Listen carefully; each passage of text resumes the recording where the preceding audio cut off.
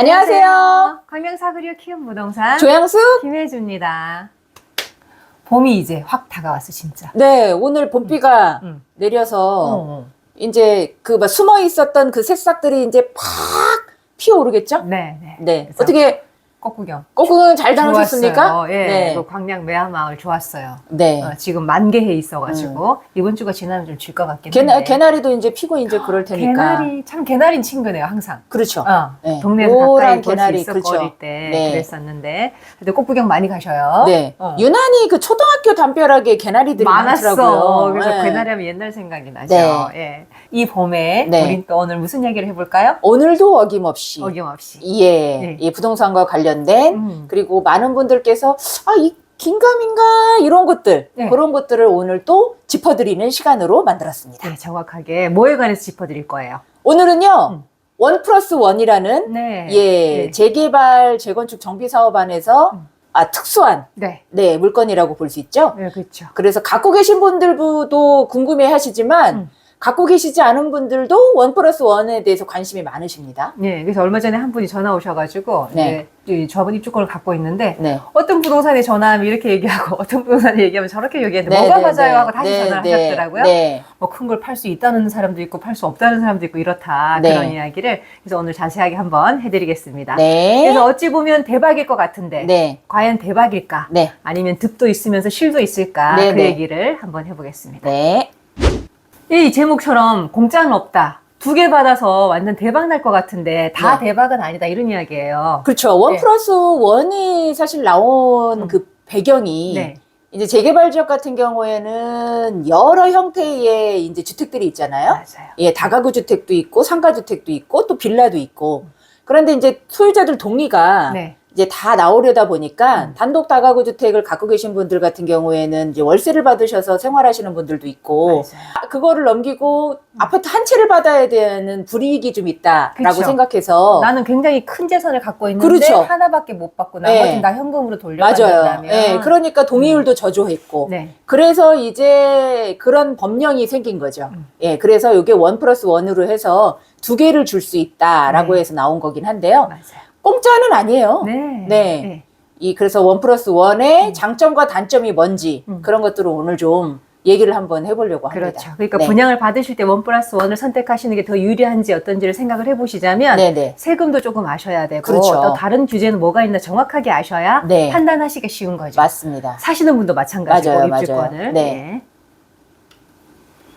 그래서 정확하게 아까 말씀하신 것처럼 종전 자산의 가격이 훨씬 더 크거나 네. 아니면 면적이 주거 전용 면적이 훨씬 더 크거나 하는 조합원들한테는 이렇게 2채까지 줄 수 있다는 게 도시정비법에 있잖아요. 예, 도시정비법, 도시 및 주거환경정비법 74조에 네.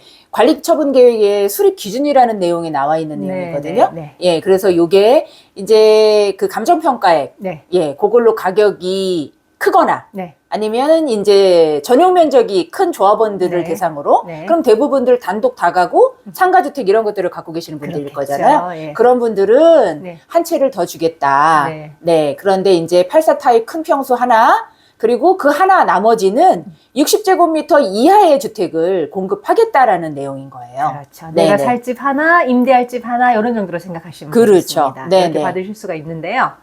근데 문제는 이 작은 집에 대해서 또 제한이 있는 거죠. 있죠. 어떤 사항이 있나요? 네, 이거는 지금 도시 및 주거환경정비법에 해당되는 내용이에요. 네. 얘네들은 쌍둥이거든요. 네. 늘 항상 같이 붙어서. 다녀요. 예. 준공이 이제 떨어지기 전까지는 그렇죠. 네. 예. 그런데 그 매매랑 증여가 일단 안 된다고 보셔야 돼요. 네. 예. 그러니까 대부분의 보통의 고객분들이 큰 거는 내가 갖고 작은 거는 누구한테 팔아야겠다. 아니면은 큰 애들한테 하나 주고 작은 애들한테 하나 줘야겠다. 이렇게 얘기하시면서 네. 상담을 하시죠. 네, 맞아요. 예. 네. 그런데 그렇게 될 수가 없고요. 예. 만약에 이게 팔 수 있다고 하거나 네. 아니면 명의 변경을 할 수 있는 건 언제? 이전 고시 난 후, 예. 이전 고시 난 후 3년이 지난 다음에 작은 거는 팔 수 있어요. 그렇죠. 근데 그 이전고시라는 게 네. 아파트가 입주하는 준공이 아니잖아요. 맞아요. 준공 말고 네. 다 정산이 끝나고 난 다음에 예, 각자 이제 재산 분배가 정확하게 맞습니다. 왜냐면은 이제 정비 사업은 여러 형태의 주택이 허물고 다시 아파트가 지어지는 거기 때문에 네. 대지 측량도 다시 해야 되고 그다음에 그 소유권도 전부 다 확인을 다시 해야 되잖아요. 네. 그런 것들 때문에 이제 소유권 보존 등기하기 전에 이전 고시를 먼저 하게 돼 있어요. 네. 그러니까 그 이전 고시가 난 다음 날로부터 3년이 지난 다음에 팔 수 있다는 거죠. 그렇죠. 이전 고시가 나야 이 두 집은 1+1이든 그쵸. 게 각자 분리가 되면서 네. 하나하나가 되는 건데 맞습니다. 그때 이후로 작은 거는 3년이 더 지나야 팔 수 있다는 맞아요. 거예요. 이전 네. 고시가 나오고 그러면 큰 거는 바로 팔 수 있겠네요. 그렇죠. 그 네. 얘기도 해볼 건데 네. 그러면 지금 여기가 작은 게 3년 지나야 팔 수 있다는 이 함정 때문에 우리가 뭘 유의해야 되냐 하면 네. 돈이 묶인다는 거죠. 투자금이. 그렇죠. 그렇죠. 작은 걸 팔려고 했는데 네. 적어도 준공 내고 나서 적어도 3년에서 한 4년 사이 지나야 맞아요. 팔 수 맞아요. 있으니까 맞아요. 그때까지 네. 자금이 묶인다는 네. 걸 그 생각하셔야 계획을 돼요. 잡고 계셔야 돼요. 그렇죠. 네. 요거 기억하셔야 됩니다. 절대 네. 작은 거는 3년 이전에 이전 고시 3년 이전에는 매매도 안 되지만 증여도 안 된다. 네. 그거 기억하셔야 돼요. 같이 네. 애니타임 언제든지 팔 수 있는 건 둘이 같이 쌍둥이로 파셔야 되는 거예요. 네, 네. 네. 그래서 이거 큰 집과 작은 집의 엇갈린 매도 타이밍 이걸 한번 정리를 해보자면 네. 아까 말한 걸 이제 표로 만들자면 이렇습니다. 큰 집은 이전 고시 후 즉시 매도는 가능해요. 그렇죠. 예, 근데 우리가 뭘 걱정해야 돼요? 양도세 걱정하셔야죠. 그렇죠. 먼저 파는 거니까. 왜냐면 주택이 두 채잖아요. 네. 그러면 우리는 비과세를 받으려면 주택이 하나만 있어야 하는데 맞아요. 네. 주택이 두 채인 상태에서 하나를 팔 거니까 네. 양도세가 발생할 수밖에 없는 거고 그렇죠. 그리고 그리고 지금 또 우리 광명처럼 조정지역이라면 중과에 해당되는 거죠. 중과 지금 되는 거죠. 그렇죠. 중과가 되면 장기보유 특별공제도 안 되죠. 안 되죠. 안 되죠. 네. 예. 그렇기 때문에 이 세부담이 엄청나시는 거죠. 예, 그래서 작은 집은 아까 말씀드린 거하고 똑같이 이전 고시 후 3년간 못 파니까 큰 집을 먼저 팔고 싶은데 네. 팔 수는 있지만 양도세를 생각해야 네. 된다. 그래서 이 파는 순서를 잘 머리를 쓰면서 이제 잘 자금 흐름이나 이런 걸 생각하셔가지고 그렇죠. 네. 잘 정하셔야 됩니다. 네. 근데 이제 세금 이야기를 한번 해볼 건데 이게 이제 1+1 2주택이 되다 보니까 모든 세금이 다 폭탄이 될 것 같아요. 네. 근데 취득세도 가령 그렇게 폭탄이 되냐 하는 취득세만큼은 저희가 누누이 말씀을 드렸지만 이야기. 네. 사실 취득세만큼은 재개발 재건축의 장점이죠. 특장점. 예, 그렇죠. 아무리 주택을 많이 갖고 있다 하더라도 네. 취득세 중과에 해당이 되지 않고 네.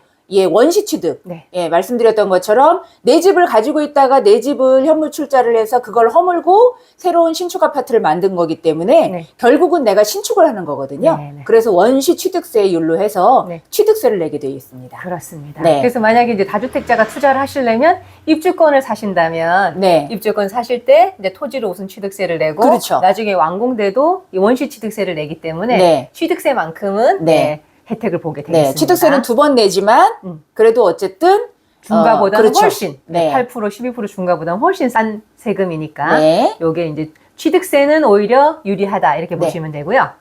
그다음에 이제 보유할 때는 종부세, 팔 때는 양도세 주의보. 그죠? 뭐 지금 누누이 얘기하고 있는 지금 아주 이슈가 되고 있는 것 중에 네, 네. 하나죠. 네. 네. 그래서 보유하고 계시면 종부세가 앞으로 또 종부세 세율이 오를 것도 좀 걱정을 해야 되고 공시 가격이 올랐잖아요. 공시 가격이 좀 올랐죠. 이거 얼마나 올랐대요? 지금 서울을 기준으로 한다 그러면은 우리가 한 19%? 그렇죠. 예, 19% 정도. 예. 전국은 한 9점 몇 프로 올랐다고 네, 하더라고요. 9점 몇 프로 정도 올랐는데 네, 예. 이게 공시 가격의 시세 반영이 몇 프로 네. 정도 되는지 아세요? 시세 한 70% 가까이? 예, 70% 가까이 되니까 예, 예. 그렇게 따진다 시세가 그러면은 올라버린 바람에. 예. 예, 강남에 만약에 그 가지고 계신 아파트, 한강변에 있는 아파트를 만약에 보유하고 계신다 그러면 한 40~50% 정도는 보유세가 인상이 되지 않을까 싶어요. 예, 오늘 그렇게 신문 기사가 네, 났더라고요. 네, 네. 그러니까 여기다가 만약에 세율까지 좀 올라간다고 하면 정말 네. 예, 폭탄이 되긴 그렇죠. 하겠어요. 그런데 네. 한 가지 말씀드리자 하면은 네. 지금 우리 재개발 재건축 안에 있는 이런 지금 착공을 해서 아파트가 지어지고 있는 상태, 네. 이때는 토지기 때문에 이 종부세에 해당이 되지 않습니다. 그렇죠. 예, 주택이랑 건물에 대해서만 종부세가 해당이 되기 때문에 예, 많은 분들께서 걱정을 하세요. 나 몇 구역에 하나 갖고 있고 어디에 하나 갖고 있는데 입주권. 그런데 나 지금 종부세 많이 나오지 않겠나 그러시는데 네. 신축 아파트가 되기 전까지는 토지기 때문에 네. 아파트가 된 이후에 종부세 걱정을 하셔야 되겠죠. 그렇죠. 입주권은 여러 네. 개 있더라도 종부세 네. 포함이 안 된다는 네. 걸 알고 계시고요. 이렇게 준공 도장이 찍히는 순간 보유세가 급증한다 이렇게 네. 나와 있습니다. 그렇죠. 그래서 준공과 동시에 이제 2주택자가 되시는 거예요. 다른 게 없다면 1+1만 있다면 2주택자가 되시는 거예요. 네, 그렇죠. 그러니까 취득세는 웃으며 냈지만 네. 매년 날아오는 보유세 고지세는 예 하여튼간에 눈물 날 정도로 네. 속상할 수 그러니까 있다. 이제 이게 또 종부세가 네. 사람을 대상으로 하는 거잖아요. 인별과세죠. 인별과세이기 때문에 공동명의로 가지고 계실 때 조금 더 유리할 수가 있겠죠. 정부세는. 예, 정부세나 정부세는. 양도세는 공동명의가 훨씬 유리하시죠. 네, 예, 그렇기 때문에. 근데 공동명의라고 해도 이제 여러 채의 다주택자가 있으시다고 하면 그런 분들은 사실 큰 의미는 없지만, 네, 이제 주택을 하나 갖고 계시는 분들은 공동명의가 훨씬 더 유리하다. 그렇다고 네. 말씀드리고요. 이 양도세 이야기를 아까처럼 해볼 건데, 네. 근데 취득하는 순간부터 무조건 2주택자가 돼버려요. 그래서 아까 작은 거는 빨리 못 판다니까 큰 걸 먼저 팔라고 그랬더니, 네. 먼저 파는 한 채는 비과세 도저히 못 받잖아요. 못 받죠. 근데 시세 차익이 큰 게 훨씬 크단 말이죠. 작은 그렇죠. 것보다. 네. 얼마나 속상해요. 그렇죠. 일시적 2주택도 안 됩니다. 네. 예, 그렇기 때문에 조금 더 거슬러 올라가서 네. 만약에 내가 가지고 있는 주택을 오래 갖고 계셨던 분이다. 그러면 1+1을 선택하기 전에 만약에 비과세를 받으신다 그러면 관리처분 인가 전에 매도 계획을 세우시는 것도 유리한 방법 중에 하나입니다. 예, 그렇죠. 그러니까 네. 이렇게 또 양도세 비과세만 안 되는 게 아니라 지금처럼 조정 대상 지역이라면 중과 직격탄을 맞는다. 네, 이런 네, 이야기 네. 또 알고 계셔야 되고요. 아까 이제 말씀 중에도 하셨지만 정말 제일 주의해야 될 게 준공이 되기 전에 입주권의 상태에서는 쪼개서는 못 팔아요. 못 팔아요. 예. 딱 이렇게 묶여 있어요. 네.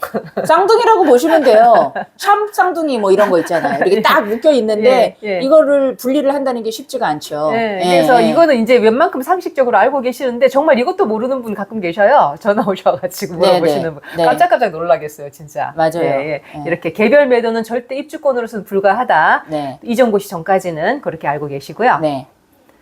근데 투기 과열지구가 되면 이게 1+1을 통으로 판다고 해도 또 네. 투기 과열지구가 되면 거래 못하게 돼 있잖아요. 못하게 돼 있죠. 네. 그런데 그 중에서 바늘구멍 같은 예외 조건이 있다. 예, 어떤 지난 경우에? 예. 영상에서도 저희가 말씀드렸지만 네. 뭐 투기과열지로 지정이 됐다고 해도 모든 사람들이 못 파는 건 아니고 네. 예외 규정에 해당되는 네. 특히 많이들 알고 계시는 그 주택 하나만 보유하고 계시고 전세대원이 네, 전세대원이. 그리고 이제 10년 이상 보유, 네. 5년 이상 거주하셨다는 네. 그게 확실하면 네. 조합원 지위 양도가 가능하기 때문에 네. 예, 그런 것들을 잘 살펴보시면서 하시는 거고요. 예. 또 1+1 같은 경우에는 일단은 집이 두 채라고 해서 84 타입의 프리미엄에 59 타입의 프리미엄을 얹어서 이렇게는 못 파세요. 예, 그게 또 단점인 거죠. 네, 네. 예, 아파트는 두 채지만 네. 그래서 대부분의 지금 이 시장에서는 큰 평수의 프리미엄만 받는 에다가 거죠. 조금 더 붙여서 네, 예, 네. 그렇게 그렇기 받는 때문에 경우가 예. 예, 많고요. 네. 그리고 이게 이제 1주택자라고 했는데 이 1+1도 해당이 될까라고 이제 걱정하실 텐데 네. 이게 주택으로 원래 주택이었던 그 시기에 이런 10년 보유, 5년 거주 요건을 다 갖추셨다면 네. 1+1을 통으로 파는 거는 네, 1주택을 파는 거나 마찬가지로 봐서 네. 파실 수는 있습니다. 네, 예, 맞습니다. 투기 과열지구라도. 네. 네, 그렇고요. 그래서 아까 이제 우리가 얘기했던 것처럼 대출 이야기도 나왔고 우리가 1+1을 사거나 아니면 내가 1+1을 신청하려고 할 때 반드시 이 세 가지를 다 체크를 해봐라 이렇게 이제 정리를 해드리고 싶습니다. 자, 그러면은 네. 내가 지금 1+1을 사고 싶어. 네, 그러면 제일 먼저 고민할 부분들이 네, 뭘까요? 자금이겠죠. 그렇죠. 네. 내가 앞으로 이전 곳이 나야 큰 거 하나라도 팔 수 있고 그 네. 세금 때문에 아까워서 못 판다면 작은 걸 팔아야 되는데 4년 적어도 4년 가까이 지나야 팔 수 있다면 그때까지 내가 자금을 잘 버틸 수 있어야 되는 거죠. 안 팔고도. 그렇죠. 지금 광명에서 1+1을 매수하시려면 최소 못해도 한 17억에서 19억 정도 가용자금이 필요하실 거 아니에요. 네. 예, 그러면 네. 그 가용자금을 최소 못해도 3년 이상. 예, 3년이라는 게, 네, 이전 곳이 이전 곳이 나고 나고 나서 나서. 3년이기 때문에 만약에 11구역이라 그러면 지금부터가 아니고 네. 29년도 6월에 입주를 예정으로 해서 그때 한 1, 2년 후에 보존 등기 나고 그로부터 그때부터 3년. 네. 그러면은 엄청납니다. 뭐 그쵸. 그때까지는 물론 그때까지 가지고 계시면 네. 예, 자산의 가치도 올라가겠지만 그것 때문에 또 어떤 투자에 대한 기회를 잃어버리실 수도 있는 상황이기 때문에 네, 네. 잘 고민을 하셔야 된다는 하셔야 거예요. 되고요. 예, 네. 두 번째로 아까 말씀드린 것처럼 대출을 여러 가지로 확인해 봐야 되는데 네. 대출 규제도 또 뭐 투기 과열지구일 그쵸. 때 또 아닐 때 다 다르겠지만 그쵸. 지금 같은 타임으로 보자면 이주비 대출이 안 나왔었죠. 맞아요. 예, 네. 1+1은 안 나왔었고 네. 또 나중에 잔금 대출 하실 때도 이게 또 다주택자라 대출이 어떻게 될지 맞아요. 예, 그때 또 대출 규제에 네. 따라 달라질 건데 그래도 위험하다라는 네. 거를 머릿속에 생각하셔야 되고요. 왜냐면 이주비 대출을 못 받으셨기 때문에 또 우리가 이거를 통째로 팔 수 있는 기회가 있어. 네. 그런데 매수자한테 이주비 대출 승계를 못 해주잖아요. 너무 무거워요. 예, 그래서. 예, 예. 그렇기 때문에 그런 부담도 있는 거죠. 예, 그것도 생각하셔야 되고, 그래서 이제 실익을 잘 계산을 해 보셔라. 네. 이게 시세 차익은 굉장히 많이 늘어날 텐데, 네. 그런데 이제 늘어나는 종부세, 또 이런 양도세의 부담, 오래된 자금의 부담, 또 대출까지 생각하셔서 어떤 게 더 실익이 크신지, 그렇죠. 그걸 이제 잘 고민하셔 체크를 해보시고 네. 이제 결정하셔라, 이런 이야기를 해드립니다. 네, 맞습니다. 그래도 또 부럽긴 합니다, 원 플러스 원. 한 개보단 두 개가 낫다 이렇게 생각이 될 수도 있긴 한데 네, 네, 우리가 부럽습니다. 열심히 얘기한 게 이게 네. 맞는지 안 맞는지 지금 막 고민을 하고 있었던 거라. 네, 네. 그래서 또 더 자세하게 궁금하신 거 있거나 들어도 잘 이해가 안 가시는 부분이 있으면 전화를 주시면 되겠습니다. 네. 그럼 같이 상담해 드리고요. 네. 예, 항상 광명 뉴타운의 소식 전해드리는 광명 사거리역 키움 부동산 어디 있어요? 저희 광명 사거리역 10번 출구에 있습니다. 네, 10번 광명 그 전통시장 네. 입구 쪽에 있기 때문에요. 네. 그 광명 사거리역 키움 부동산을 꼭 검색을 하셔서 네, 찾아오시고. 예, 그리고 이제 방문 계획이 있으시면 미리 예약도 하셔야 되겠지만 네. 위치가 어딘지 문의해 주시면 저희가 자세하게 위치 알려드리도록 하겠습니다. 네. 네. 그리고 또 다음에 또 궁금하신 거 있으면 뭐 재당첨 제한이나 또 투기과열지구 여러 가지 제한 사항들 궁금하신 거 있으면 또 말씀해 주시면 항상 영상 만들어서 좀 준비를 해보도록 하고요. 네. 또 다른 광명 뉴타운의 소식도 많죠? 네. 네. 일단은 꾸준하게들 지금 다 조금씩 그 템포로 진행을 하고 있습니다. 그렇기 때문에 가용 자금이 어느 정도 준비가 되시거나 아니면 투자에 계획이 생기시면 네. 어디든 상관없으니까 문의 주시면 저희가 같이 고민을 맞은 투자처를 해보면서 찾아드리도록 네. 하겠습니다. 네. 네, 다가오는 봄 또 행복하게 보내시고요. 네. 지금까지 광명 사거리역 키움 부동산에서 조양수 김혜주였습니다. 감사합니다.